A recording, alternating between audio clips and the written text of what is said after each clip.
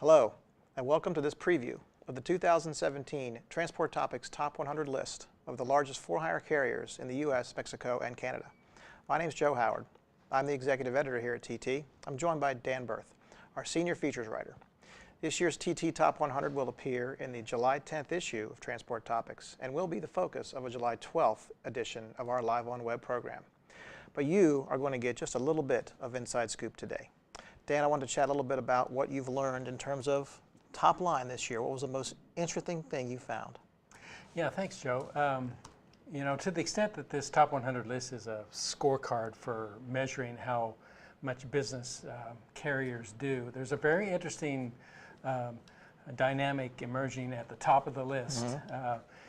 Most people will certainly know that UPS has for years, ever since we started doing this list, in fact, been number one, and by a large margin, right? Nobody really came close.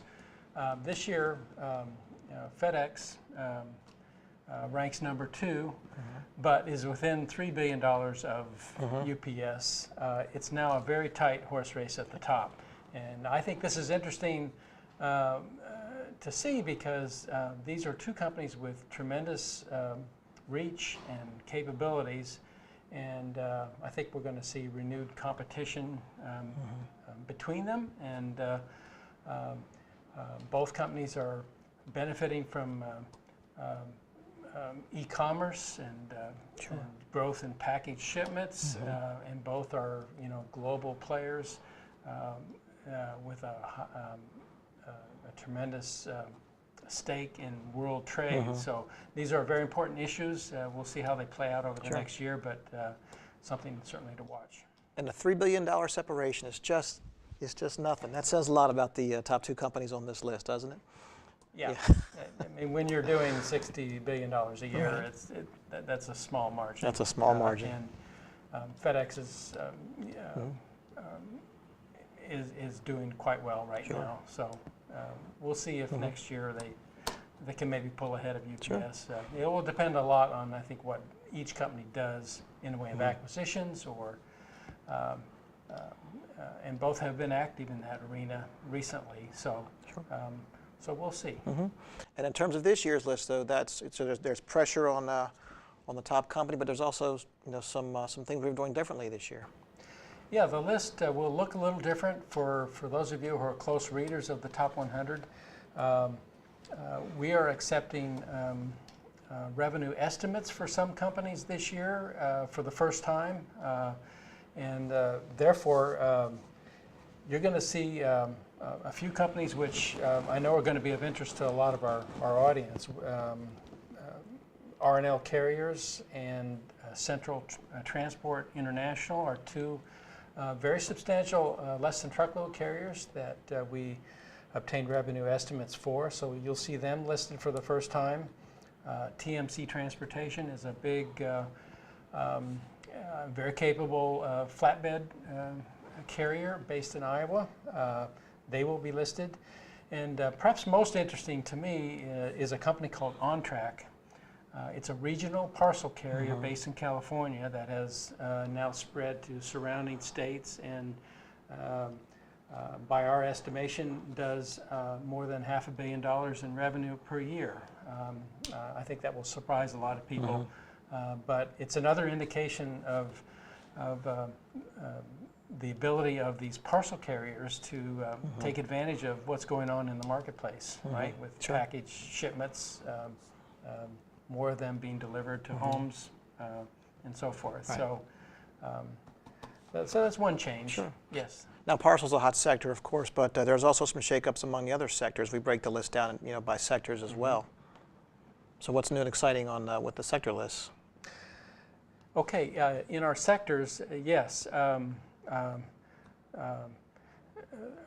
We are including, again, for the first time this year, Mexican freight carriers, right? And we're able to do this because we were using estimates provided to us by a company called Armstrong & Associates, which is a notable logistics consulting and research firm. And they do a lot of work in Mexico. So we feel confident that their numbers are good. There's a total of 45 Mexican trucking companies who will be listed on various sectors, most of them truckload, but LTL is represented, tank, flatbed, and some other things. So that will be of interest to people, and you will be able to see, I think for the first time, a more complete picture of the North American market, where we're including Canada, U.S., and Mexico fleets. So, speaking of the complete picture of that market, you know, you've talked to a lot of trucking executives this year, and they had a lot of really interesting things to say about the status of their business, what they're looking for, what they're looking forward to, perhaps, you know, going forward. Yes, and challenges they're facing as well. Yeah, certainly. In our LiveOnWeb program, we're going to go into some detail with some top trucking executives about this, but most executives are very optimistic about business this year, but at the same time they're concerned about their ability to expand capacity because it's more difficult than ever to find drivers. With the onset of the mandate for electronic logs later this year, the expectation is that some capacity will be lost, some productivity among drivers could be harmed. So this will make it more difficult to meet demand. We'll have to wait and see. But one probable outcome of this is more consolidation in the industry, where, you know, if you can't grow your fleet, the alternative for many of them is going to be join forces with another company and provide more services and capacity that way. So I think that will be an important trend to watch throughout the year. And there's also an emerging trend from the shipper side that you're reporting uncovered. You want to talk a little about that? Okay, just briefly, yes. Yeah. We're finding examples of shippers, mostly large shippers, taking longer to pay. Procter & Gamble is the latest company to kind of join the trend, and they're asking carriers to wait 120 days to be paid, which is about 3 times as long as the average payment cycle right now for truckload and LTL carriers. And this is a worrisome trend in the sense that I don't know any carrier that can really withstand waiting that long to be paid, and it's going to force carriers to either finance their receivables so they get the money sooner and pay a fee for that, or they'll simply have to absorb the extra cost of borrowing money to maintain their business until they do get paid. So this is something that we're going to have to pay close attention to as well.